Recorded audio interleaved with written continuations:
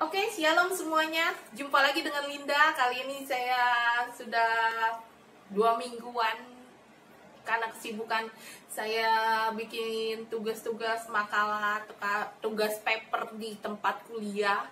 Jadinya saya terlambat untuk membuat konten YouTube. Kali ini saya mengambil dari Pengkhotbah 7 ayat 1 sampai 10. Cuman saya garisin, maksudnya yang saya ambil cuman Pengkhotbah 7 ayat 1 dan 2. Itu saya mengambil judul adalah kematian pasti dihadapi. Karena itu hargailah hidup ini gitu. Kita tahu akhir-akhir ini ya, karena COVID yang tidak kelihatan kita menghadapi banyak masalah. Kita kehilangan keluarga kita yang tercinta, ya kan? Lebih baik saya bacain dulu ya kisah Pengkhotbah 7 ini.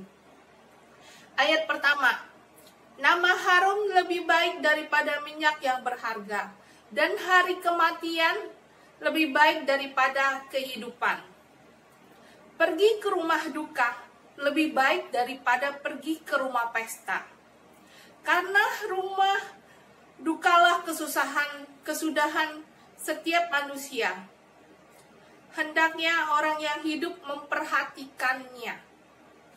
Jadi dalam hal ini, kalau menurut saya, setiap orang meninggal, apalagi khususnya bagi seorang yang pengusaha ya, atau setiap orang gitu, tokoh-tokoh masyarakat.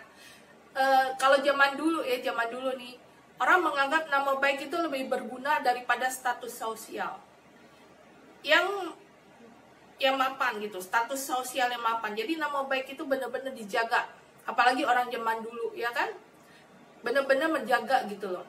Karena kenapa? Menurut mereka, kalau kita berdagang tanpa modal, asal kita punya nama baik, itu kita bisa hidup gitu. Kenapa? Karena ada aja orang yang meminjamkan modal kepada kita atau percaya kepada kita untuk menjalankan usahanya. Itu kalau zaman sekarang kadang-kadang banyak orang yang nggak bisa dipercaya ya. Kita percaya malah dibawa kabur semua sama kepala-kepalanya, sama modal-modalnya. Kalau zaman dulu enggak. Zaman dulu tuh orang lebih benar-benar mempertahankan nama baik dia. Dia jaga benar-benar baik-baik gitu. Nama baik itu melambangkan kebaikan, sifat yang sejati. Nama baik lebih baik dari sebuah kehormatan dan kemewahan. Benar-benar dijaga gitu loh. Itu sebagai sebuah kehormatan dia. Kalau keluarganya itu benar baik gitu. Benar-benar dijaga. Terus kalau misalnya dalam ayat 2 dan 3, kita bacain dulu ayat 3-nya ya. Bersedih lebih baik daripada tertawa. Kalau bersedih kan kebanyakan ada di rumah duka. Kalau tertawa kebanyakan di rumah pesta. Karena muka murah membuat hati lega. Nah, dalam hal ini, dalam ayat 2 dan 3, kita dapat melihat bahwa sebuah rumah duka, setiap orang pada akhirnya ujungnya nanti akan mengalami yang namanya sebuah kematian. Kaya, miskin, yang bergelar maupun orang yang sekolahnya pendidikannya kurang tinggi pun mengalami yang namanya sebuah kematian. Dan ukuran tanahnya kalau dikubur sama, nggak mungkin ada bedanya. Paling tempatnya doang, lokasinya. Lokasi sekarang kan ada yang tanahnya yang murah, ada yang tanahnya mahal sampai 100 juta lebih, sampai 300 juta lebih, iya kan? Cuman itu aja sih yang membedakan tempatnya. Terus lebih baik pergi ke rumah duka, supaya kita selalu ingat bahwa setiap kehidupan kita, setiap apapun yang kita lakukan, ujung-ujungnya kita pun akan mengalami namanya kematian. Jadi apa dalam hidup ini yang kita capai? Seperti yang dikatakan dalam kitab Kidung Agung ya, semuanya itu adalah, kehidupan ini adalah yang dikerjakan di bawah kolong langit ini adalah sebuah kesia-siaan. Di dalam kitab Amsal, kalau nggak salah sih kitab Amsal ya. Semua yang kita kerjakan di dalam hidup ini adalah sebuah kesia-siaan.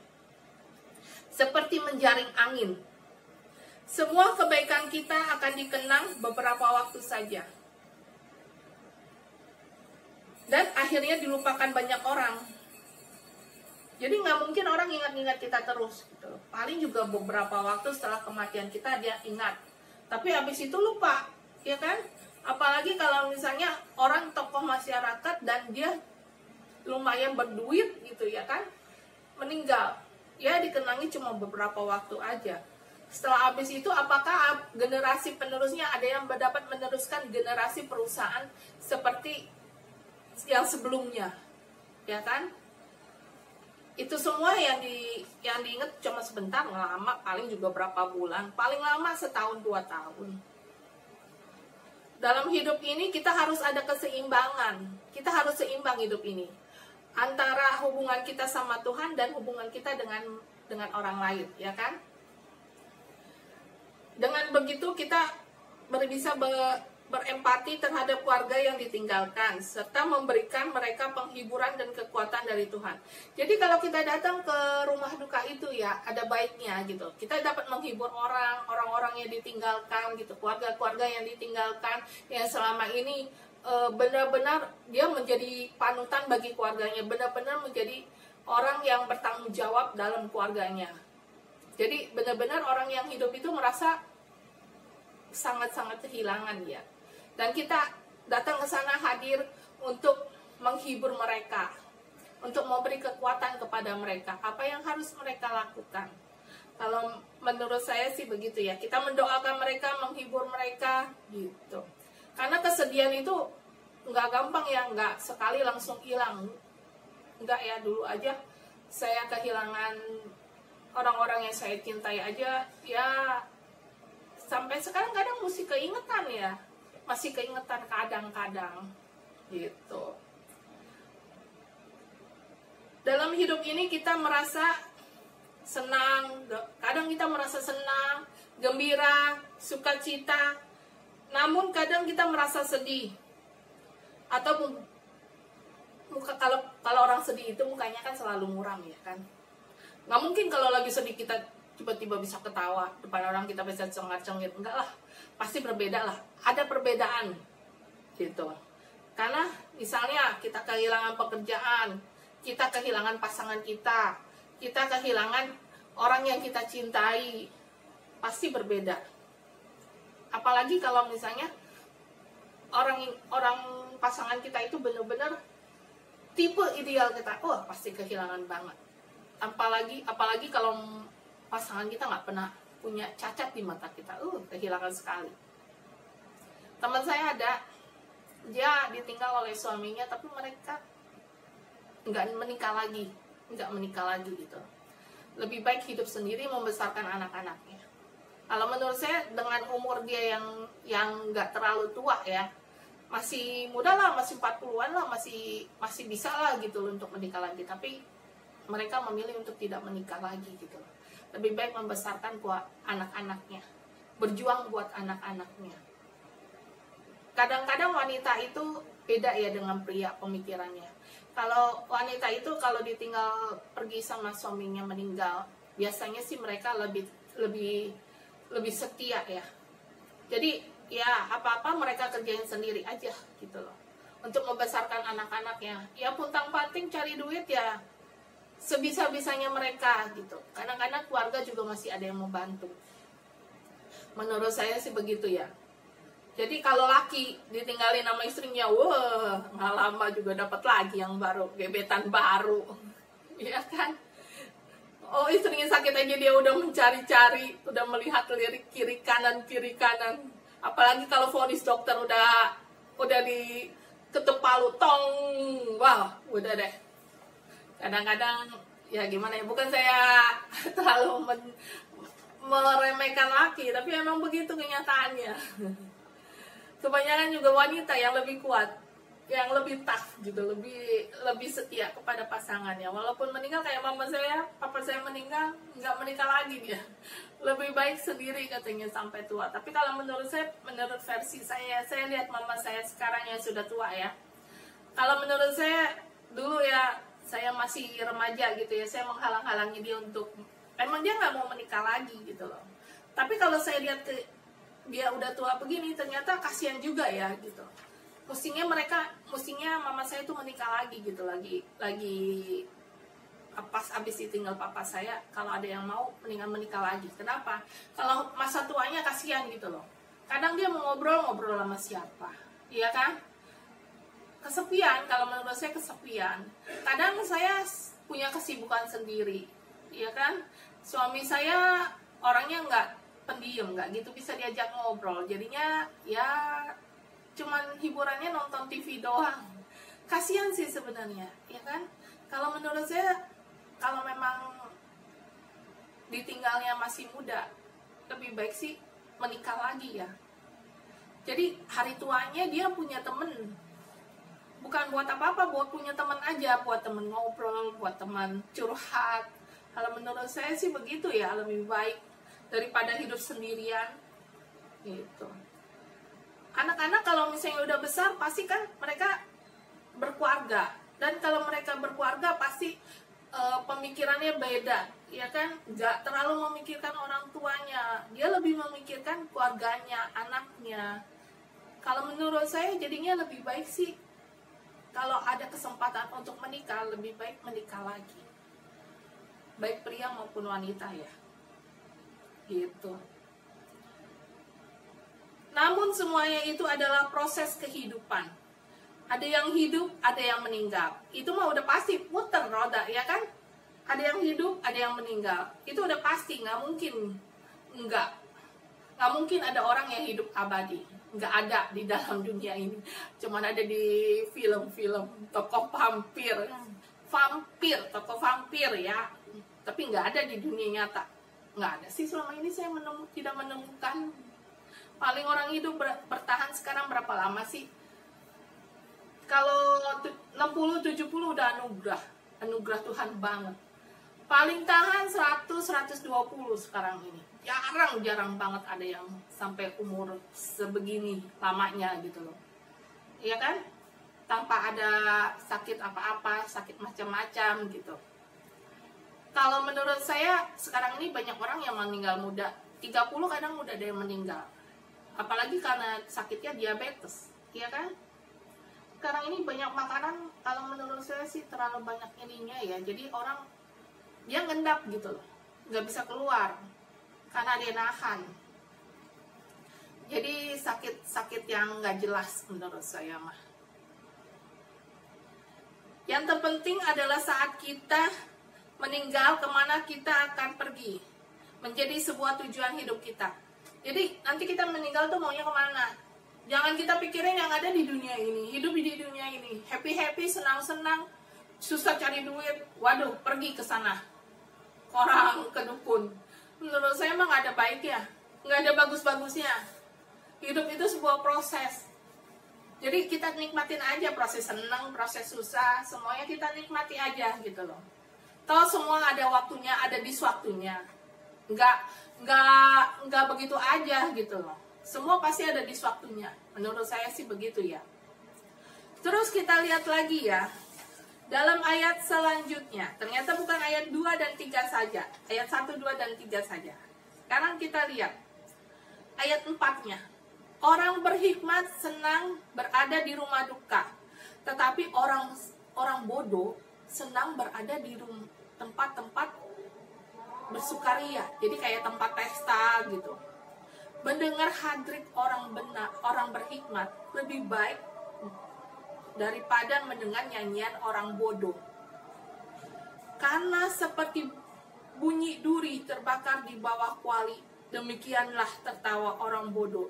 Ini pun sia-sia, ya kan? Kitab Pengkhotbah ini ditulis oleh Salomo yang memiliki hikmat Allah. Salomo ini terkenal ya, pada zaman dahulu itu terkenal adalah raja yang paling berhikmat. Yang hikmat Tuhan itu turun atas dia. Jadi kalau semacam kayak pinter gitu, ini orang pinter gitu. Tapi pinternya ini karena hikmat Tuhan, dia dapat membedakan mana perkara-perkara gitu loh. Dia kan sebagai raja, dia harus memutuskan perkara mana yang benar dan perkara mana yang kurang baik. Jadi dia harus bisa memutuskannya.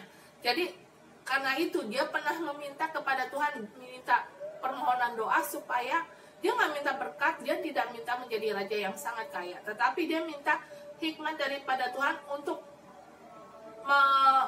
memutuskan perkara-perkara mana yang baik dan benar untuk rakyat bangsa Israel pada saat itu. Karena hikmatnya, Salomo itu memperoleh kekayaan yang tidak terhingga. Dalam perikop ini, Salomo membandingkan dampak serius dari susah dan duka cita yang disebabkan oleh teguran bijaksana dengan tawa yang bodoh, gurauan atau canda sembrono orang bebal. Orang kalau ditegur pasti kadang merasa sedih, kadang merasa tersinggung, ya kan? Tapi kadang-kadang kita perlu introspeksi diri kita sendiri gitu loh. Kita perlu, maksudnya kita di rumah kita mengingat lagi omongan dia, kita flashback lagi tindakan-tindakan kita gitu loh. Siapa tahu memang kita nggak bisa lihat kesalahan kita, tapi kan kadang orang bisa lebih melihat kesalahan kita gitu loh. Apa kekurangan kita, orang bisa melihat. Jadi ada kemungkinan orang itu ngomong untuk kebaikan kita, supaya kita hidup lebih baik lagi, ya kan?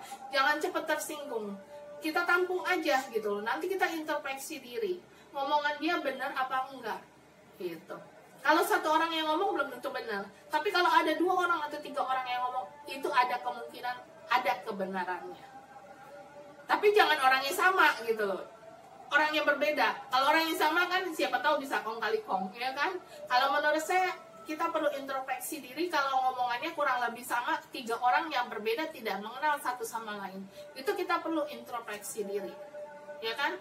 Kita perlu berdoa, kita minta hikmat daripada Tuhan. Apa yang perlu kita koreksi di dalam hidup kita, di dalam diri kita. Menurut saya sih begitu ya.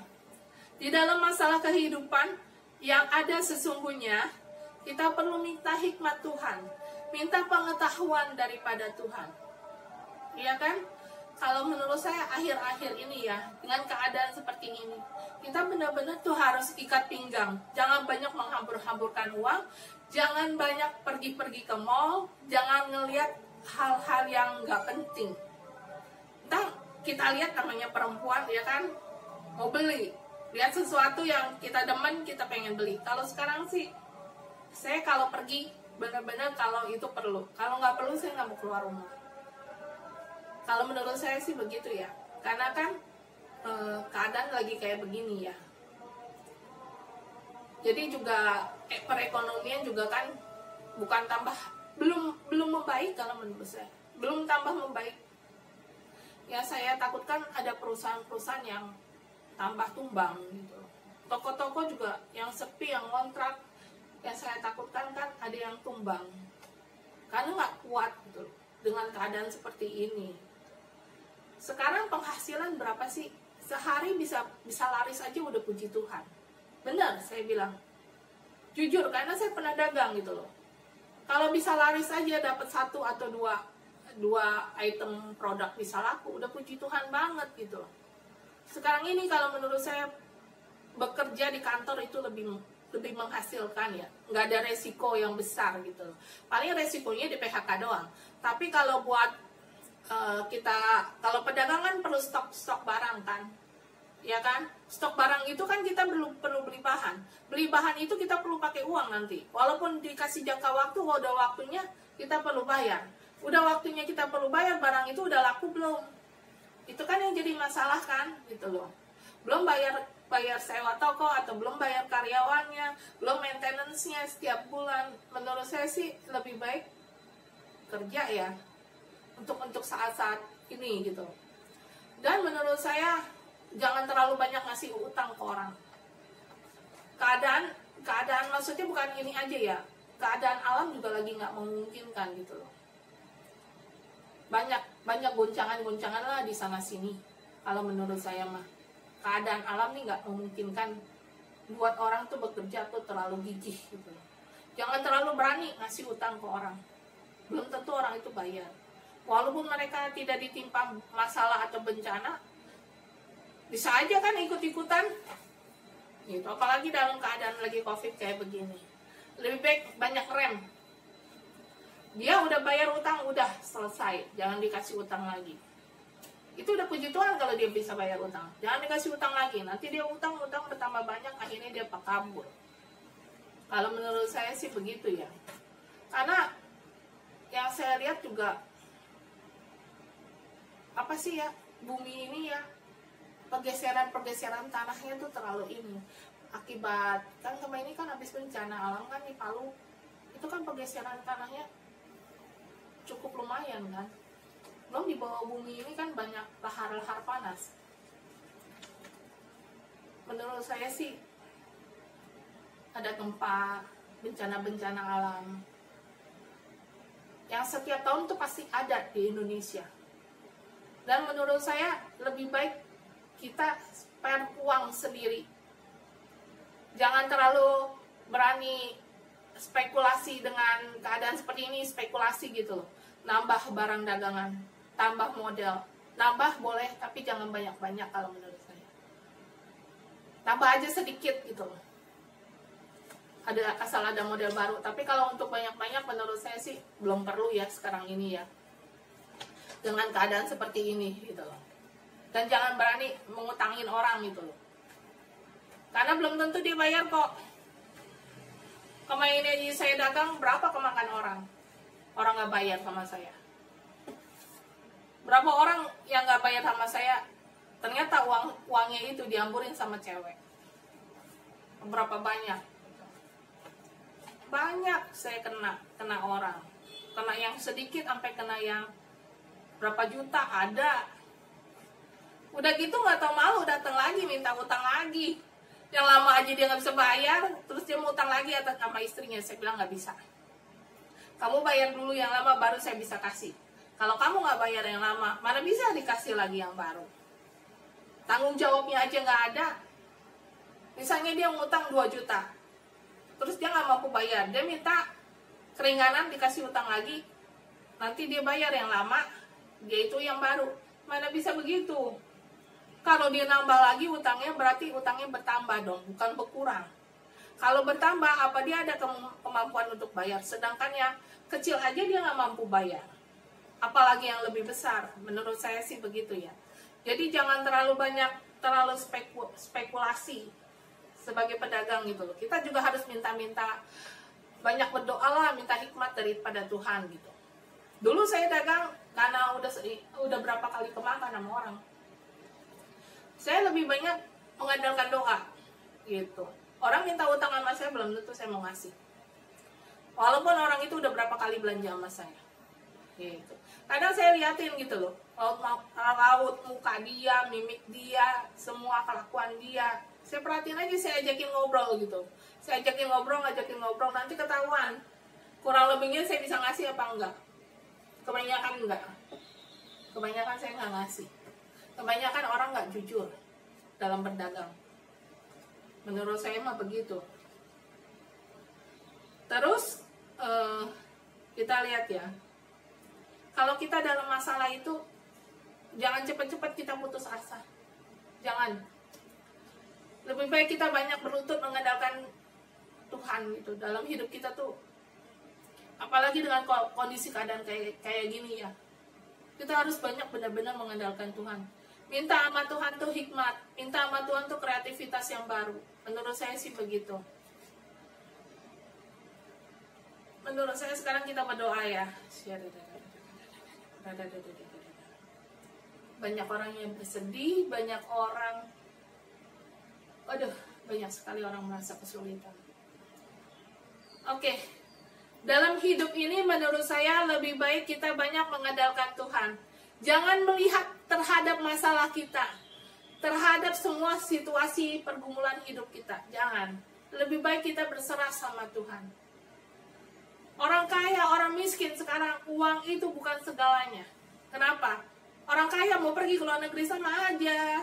Kan keadaannya sama. Satu dunia ini sama keadaannya. Ya kan? Jadi menurut saya ya udah tinggal aja di tempatnya. Di posisinya masing-masing. Jangan kemana-mana. Udah. Kita banyak berlutut, kita banyak berdoa. Biar Tuhan yang buka jalan. Karena akhir-akhir ini, menurut saya, keadaan ini justru menghimpit kita, menghimpit kita, menekan kita. Tapi dalam hal ini untuk membuat kita berubah, membuat hati kita berubah. Hati kita berubah untuk semakin dekat kepada Tuhan. Sebenarnya kan ini yang Tuhan mau gitu loh. Hati yang mendekat kepada Tuhan, hati yang berubah, hati yang benar-benar memuji dan menyembah Tuhan. Carilah dahulu kerajaan Allah dan kebenarannya, maka segala sesuatunya akan ditambahkan kepadamu. Saya pegang itu sebagai pedoman hidup saya. Kenapa? Selama ini saya udah berusaha untuk apa ya? Untuk meraih cita-cita saya, untuk meraih apa yang saya inginkan dalam hidup. Toh nggak semuanya saya dapatkan. Kenapa? Banyak penghalang gitu, banyak penghalang di depan saya. Tapi saya percaya setelah saya mengerjakan apa yang Tuhan mau dalam hidup saya, Tuhan akan buka jalan. Satu persatu akan Tuhan bukakan. Satu persatu Tuhan singkapkan dalam hidup saya. Saya percaya itu, saya pegang janji Tuhan. Kenapa? Semua janji Tuhan iya dan amin. Dan saya percaya itu semua. Oke, kita berdoa. Bapa, terima kasih Tuhan karena Engkau telah memberikan kepada hamba-Mu ini untuk menyampaikan firman-firman-Mu, Bapa. Berilah kami hati seorang murid, hati yang benar-benar mengerti akan kebenaran firman-Mu, Tuhan. Bukan hati yang melihat masalah-masalah di depan kami, seperti Goliat yang begitu besar, Tuhan. Namun kita percaya, hamba percaya Tuhan Yesus. Para beloved, para penonton YouTube hamba Tuhan Yesus, berilah jalan keluar untuk kehidupan mereka masing-masing, Tuhan. Berilah mereka untuk mengerti akan kehendak-Mu, mengerti akan firman-Mu, Tuhan. Untuk membaca firman-Mu setiap hari, Tuhan Yesus. Karena Engkau satu-satunya jalan keluar kehidupan kami. Kami tidak mampu, Tuhan. Kami hanya berpegang kepadamu. Kami hanya berpegang kepadamu, Bapa. Kami hanya menyembah kepadamu, Tuhan. Berilah ya Tuhan kehidupan kami. Kami tidak tahu jalan mana yang harus kami pilih. Kami tidak tahu kemana harus kami melangkah. Namun kami percaya satu hal ya Allah ya Tuhanku. Kalau Engkau akan menyertai kami sampai akhir zaman. Terima kasih Tuhan Yesus. Untuk segala yang telah Engkau berikan dalam kehidupan kami ya Bapa. Ya Allah ya Tuhanku. Kok ada ibu yang sakit ya? Kayak sakit kanker ya Bu. Sakit kanker ya. Di rahim. Ibu yang pada saat ini menonton YouTube hamba, yang benar-benar saat ini menonton YouTube hamba, dengarkan kata saya. Kamu pegang sakit di perutmu, kamu pegang. Ikutin saya berdoa. Tuhan Yesus, jamah perut hamba ya Tuhan. Segala virus-virus, kuman-kuman kanker yang ada di rahim hamba, hamba percaya semuanya akan mati, akan kering Tuhan Yesus. Semuanya akan keluar pada saat buang air besar ya Tuhan. Pada saat buang air besar keluar semuanya di dalam nama Tuhan Yesus. Kesembuhan adalah milik Tuhan Yesus. Dan hamba percaya ya Tuhan, ibu ini akan disembuhkan di dalam nama Tuhan Yesus. Ada kesembuhan, ada mujizat yang terjadi di dalam nama Tuhan Yesus. Sakit perut ibu ini akan hilang. Kamu akan hilang, sakit perutnya akan hilang. Dan kamu percaya kalau mujizat Allah ada dari dahulu, sekarang sampai selama-lamanya. Dan kamu percaya Bu, kalau Allah adalah Alfa dan Omega. Allah adalah dokter di atas segala dokter. Percaya Bu, kamu akan mengalami kesembuhan total. Kamu akan mengalami di mana dimensi baru, di mana pengenalanmu akan Allah akan berubah. Kamu akan mengalami di mana jamahan Tuhan dalam hidupmu begitu luar biasa. Kamu akan semakin dekat kepada Tuhan. Hatimu akan berubah, pengenalanmu akan berubah. Terima kasih Tuhan Yesus. Untuk semua doa-doa hamba alaskan di dalam nama Tuhan Yesus. Hamba percaya ya Tuhan, setiap penonton YouTuber hamba ya Tuhan, Engkau yang menjaga mereka satu persatu ya Tuhan. Engkau yang menjawab doa mereka satu persatu ya Bapa. Terima kasih Tuhan Yesus. Haleluya. Amin. Jangan lupa para beloved semuanya untuk like, share, komen, dan subscribe dan bunyikan loncengnya. Terima kasih. Shalom.